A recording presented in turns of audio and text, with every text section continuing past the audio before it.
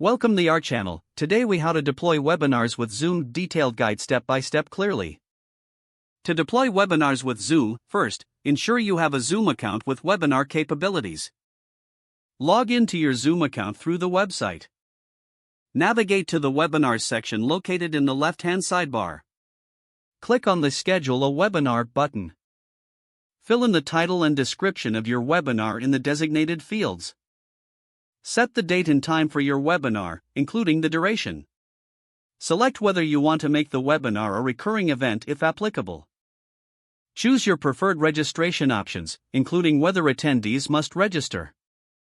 Decide on the video and audio settings for both hosts and participants. Set up the webinar options such as enabling practice session and allowing participants to join before the host. Scroll down to manage attendee permissions like Q&A, chat, and polling features. Review the settings to ensure everything is accurate. Click the Save button to finalize your webinar setup. Once saved, you will be redirected to the webinar management page. Here, you can find the webinar link to share with your participants.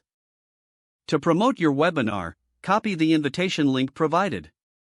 Consider sending a calendar invite to your attendees with the webinar details. To start your webinar, return to the webinar management page on the day of the event. Click the Start Webinar button to launch the session. Ensure to test your audio and video equipment before going live. Engage with your participants throughout the webinar using features like polls and Q&A. After the webinar concludes, explore the option to view analytics and participant reports. This will help you analyze engagement and gather feedback for future webinars.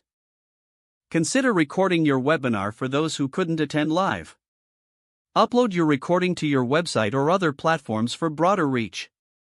If the page does not load, refresh the browser or try again in a private or incognito window.